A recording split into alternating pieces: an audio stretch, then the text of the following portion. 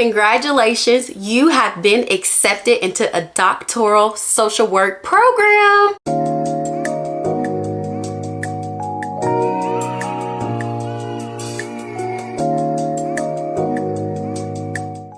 Hey you guys, it's your fave Alicia and I'm back with a very informative video. So if you've clicked on this video, it is because you are on a journey to becoming a doctor. You want to apply for a doctoral social work program, maybe even at the program I'm in, the University of Kentucky, or maybe another program. But whatever program that you are applying to, I think that this topic will help you when it comes to writing your personal statement. So right now, if you're not already subscribed, go ahead, hit that subscribe button because you don't want to miss this series of videos that I am going to drop that's going to help you to getting selected for your doctoral program of your choice. So you guys, so if you read this title, then you know that in this video, I am going to make it short and sweet and I'm going to help you pick a practice problem. So you guys, especially in UK's application, they ask that you choose a practice problem. And if you don't want to know what a practice problem is, so a practice problem is an issue, social work related, that means a lot to you, something that you want to focus in on in the doctoral program. So something you want to focus in on in the doctoral program. I had to say that again because yes, you might change your mind, you might change your topic, but you really don't want to do that. When you do your application and you want to write this statement, you want to go ahead and know exactly what it is that you want to focus on. So for an example, it can be an array of things that you want to focus on. So I always say start with a population, right? So in social work, we know populations could be homelessness. It could be medical social work. So maybe working with oncology patients who are cancer patients. It could be maybe maternal health, mental health. So that's working with women who have just had a baby. So maybe they're experiencing like postpartum symptoms, things like that, or have postpartum conditions. So it could be homelessness. Did I already say that? It could be mental health. It could be clinical social work. So maybe your topic has something to do with a specific mental health disorder such as schizophrenia, bipolar, depression. Maybe you want to go broader. Maybe you want to do macro. Maybe your topic wants to be macro social work, right? So that's a much broader. So maybe you want to do something policy. Maybe your topic wants to be on developing a policy change, right? Around a certain population, right? You've just got to figure out what is it when I think of social work that really ignites me. And it might come from the work that you already do. So for me, when I applied for the doctoral program, I was a mental health therapist. So I could have easily chosen mental health as a practice problem. But here's the thing, mental health is not a practice problem, you guys. That's not a practice problem. So don't write that in your problem statement. The practice problem has to be, it has to be kind of like a thesis, right? So you might want to say something such as overdiagnosing of Black youth in the school system. That is a practice problem. You have your population, Black youth. The problem is overdiagnosing, right? And social work is mental health. So that's where the social work comes into play, right? So that is going to make a great practice problem. I'll give you another example because I know it can be kind of difficult trying to formulate a practice problem. So let me give you another example. I'll give you my practice problem, you guys, that I have in my doctoral program. My practice problem is, I have to say this very sophisticated.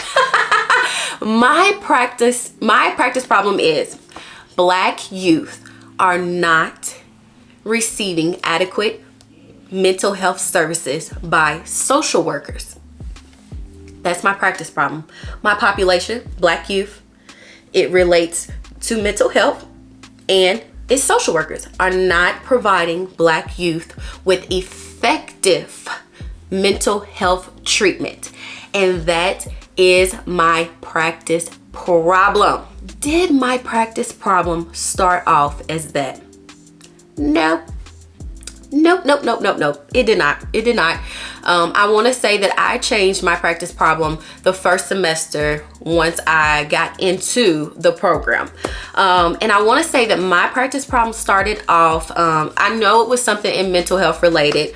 It had something to do in terms of mental health services to Black people as a whole. It was not specified. So I will say this, getting into the program and actually, doing my coursework, working with my cohorts, so my peers, everyone else in my program, it helped me further develop my practice problem. So I want to say, do not worry if you feel like you don't have the strongest practice problem right now. It'll get there. You've got to worry about getting accepted into the program first. But in order to get accepted, you've got to be on your way there though, right? You can't half-step it. You can't just say, oh, my practice problem is there's not enough. My practice problem is mental health is not taken serious by people. I get it, but it's mediocre, right? Really tell me what you want to focus on. Is it that you want to focus on that mental health is not taken serious by policymakers? Is it not that mental health is not taken serious by just whomever, right? And you want to specify who are you talking about? Mental health of all people, mental health of a certain population, Latina people, Caucasian people, Black people, right? So you want to dig a little deeper, right? Because that is what is going to get your personal statement noticed. And that's what you want. You want, the people who are reading this personal statement to say, yeah, this person right here is going to do some good work in our program. Because you guys, that's what they want. They're not admitting you just to admit you. They want to know that if we admit this person into our program, they're going to do some good work, some innovative work, some work that can be published, some work that is going to say, hey, this university, this person came from this university, this person came from our program, they excelled through our program, and this is what they're bringing to the world. Okay, so listen, your practice problem is very, very, very important. So again, in terms of practice problem, think about population, think about the topic, and I will say this. Do your practice problem on something that's meaningful to you. Meaningful to you. Do not do your practice problem on something that you've already kind of done a paper on in your master's program. So you kind of feel like, oh, that'll be easy. I'll just stick with it. You're going to get bored. You're going to spend 2 years, if you're in the full-time program, maybe 3-4 years if you're a part-timer. You're gonna spend so many years on this topic. You do not want to get bored, okay? To make sure your topic is meaningful to you, because you do not want to bore yourself in writing. We already know writing can be a very time consuming. It can get boring at times, right? So you want to make sure that your topic is interesting to you. It's something that you are going to say, I don't care if I have to spend 3 hours on a Saturday writing, because I love this topic. It's meaningful to me. I want to do something with this work one day, right? So it's okay. But if you pick a topic that's not really close to your heart, or you don't really feel connected to, or you don't feel like you can be a part of changing, or just being a part of just getting awareness out on your topic, don't choose it, you guys. Don't choose it, right? So in terms of picking a practice problem, think about something that you want to do work in, right? So for example, if you right now work in mental health and one day you aspire to be a medical social worker, and for a reason, like we all have reasons why we want to go into certain social work positions, right? So say you're a mental health therapist, but you aspire to work with oncology patients who are diagnosed with cancer, right? There can be your topic, right? So go that route. choose a practice problem related to working in the medical social work with oncology patients, because that's meaningful to you. You feel connected. And listen, you guys, another reason why it's so very important to pick a practice problem that's meaningful to you is because you're going to learn so much more about this problem. You guys, in the 2 years that I've spent like working through mental health in the Black youth population, oh my goodness, you guys, I could sit here right now and go on a rant and just talk to you guys so much about everything I've learned. So that's why it's even more important, because you're a consumer of education. So not only are you going to do research, you're going to learn, right? And also, when you pick your topic, just know it's going to align with more that you have to write in your personal statement, especially if you apply for UK, because at UK they ask you, what's your practice problem and how does it inform the work that you do now, and how would it inform the work that you do in the future? That's 3 components. That's not one. And if you don't answer all 3 of those questions, the faculty is going to overlook your personal statement and you probably won't get selected. So you guys, yeah, choose a practice problem, read the questions. But that's it for this video, because I'm going to keep making more.